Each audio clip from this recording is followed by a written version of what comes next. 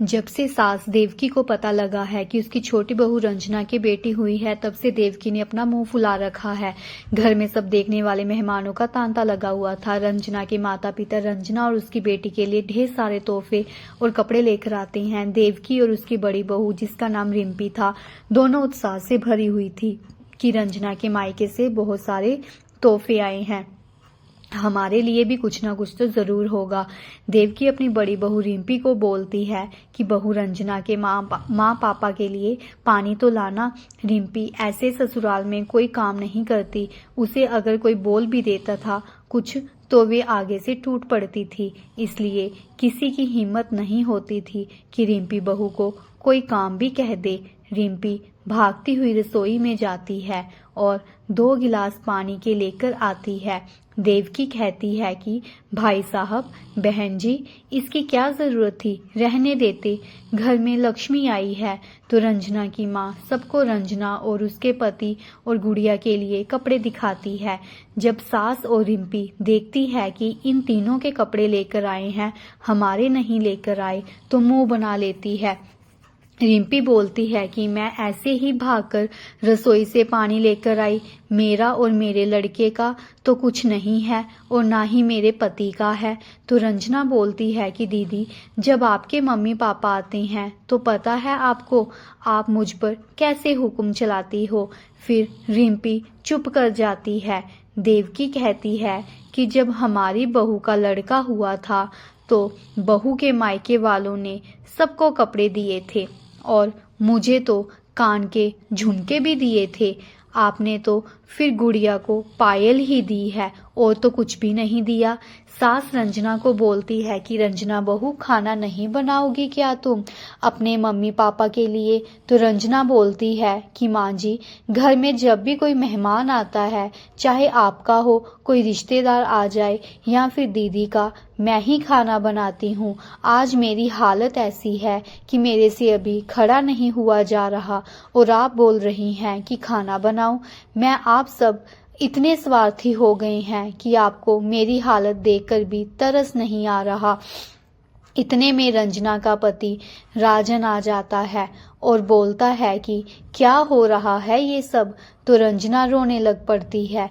फिर सास बोलती है कि मेरी बड़ी बहू ने तो हमें पोता दिया है, हम उसी की बात मानेंगे ना। तुमने हमें दिया ही क्या है जो हम तुम्हारी सेवा करें और तुम्हारे माँ बाप को खाना बना कर दें। ये सब बातें रंजना का पति राजन बोल पड़ता है। माँ, आप आए गए को नहीं देखती, बस शुरू हो जाती है। रंजना आपकी बहू है, आप उसके बारे में ये सब कैसे कह सकती हो। कुछ तो लिहाज करो, कम से कम उसके माँ पापा आए हैं, उनके सामने ही आप बोले जा रही हैं। वो क्या सोचेंगे हमारे बारे में कि कैसे लोग हैं ये जो हमारे सामने हमारी लड़की को इतना कुछ बोले जा रहे हैं, बाद में क्या हालत करते होंगे। तो देवकी कहती है, मुझे किसी से कोई लेना देना नहीं है, कोई क्या सोचता है हमारे बारे में, जिसे जो सोचना है उसे सोचने दो। तो राजन कहता है कि माँ, मैं अब बिल्कुल भी चुप नहीं रहूंगा। इतने में बड़ी बहू रिम्पी कमरे से बाहर आती है और बोलती है कि माँ जी, आपका बेटा आपसे कैसे बदतमीजी से बात कर रहा है। इसके पापा आपकी कितनी इज्जत करते हैं, आपके सामने कुछ बोलते तक नहीं, जैसा आप कहती हो वैसा ही करते हैं। पर देवर जी तो अपनी पत्नी और उसके मायके वालों की ही गाए जा रहे हैं। इतने में रंजना के माँ पापा बोलते हैं कि बेटा, हम चलते हैं, खाने की कोई ज़रूरत नहीं है, वैसे भी हमें भूख नहीं है, घर से खाना खाकर ही निकले थे। फिर रंजना की मम्मी राजन से कहती है कि जब रंजना ठीक हो जाएगी तो उसे थोड़े दिन अपने मायके भेज देना। सास दोबारा बोल पड़ती है कि हाँ हाँ, ले जाओ आप अभी से ही, ये कौन सा हमें खाना पकाकर दे रही है। रंजना की माँ बोलने ही लगती है कि तभी रंजना के पापा उसे रोक लेते हैं और बोलते हैं कि रहने दीजिए, अभी ये सही समय नहीं है बात करने का। तो रंजना के माँ पापा चले जाते हैं। पीछे से सास बाहर बरामदे में पड़े दीवान पर बैठ जाती है और बोलती है कि आज हमारे ही बेटे ने हमारी सबके सामने नाक कटवा के रख दी है। तो राजन कहता है कि माँ, जो आपने किया है क्या वो ठीक था? आपने मेरे ही सास ससुर के सामने मेरी बेइज्जती कर दी। तो देवकी कहती है कि अगर तुझे इतनी ही फिक्र थी तो अपनी पत्नी को बोलता कि मुझे पोता देती। लड़की का क्या है, वो तो शादी करके दूसरे घर चली जाएगी। अभी से ही उसके लिए दहेज इकट्ठा करना शुरू कर दो और पैसे अलग से जोड़ना शुरू कर दो, तभी उसकी शादी कर पाओगे। राजन को इतना गुस्सा आ जाता है और बोलता है कि माँ, आपको जरा सी भी शर्म नहीं आ रही कि आप किसके बारे में ऐसा बोल रही हैं? वो मेरी बेटी है और आपकी पोती है। ऐसे तो कोई दुश्मन से भी बात नहीं करे जैसा आप बोल रही हैं। आपकी क्या कुछ नहीं लगती वो, जिसके बारे में आप इतना कुछ बोले जा रही हैं? मेरा तो 1 मिनट भी दिल नहीं कर रहा इस घर में रहने का। मैं अभी इसी वक्त अपनी पत्नी और बेटी को लेकर जा रहा हूँ।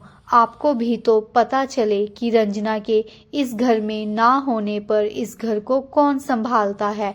कमरे में जाता है और रंजना को बोलता है कि हम इस घर में नहीं रहेंगे। तो रंजना बोलती है कि अभी मेरी तबीयत ठीक नहीं है, हम कहाँ जाएंगे? और राजन फिर चुप हो जाता है और अपने पापा के कमरे में जाता है और उनको बोलता है कि आपने सुन ही लिया होगा कि माँ कैसी बातें कर रही थी। मुझे आप दूसरे घर की चाबी दे दीजिए, मैं आज शाम को ही उधर शिफ्ट हो जाऊंगा। राजन के पापा कुछ नहीं बोलते, वे भी अपनी पत्नी के सामने बेबस थे और दूसरे घर की चाबी राजन को दे देते हैं।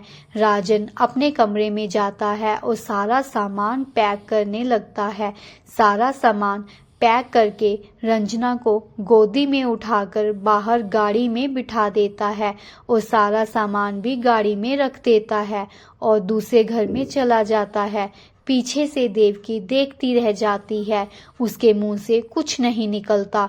बड़ी बहू को भी काम के लिए नहीं बोल सकती थी।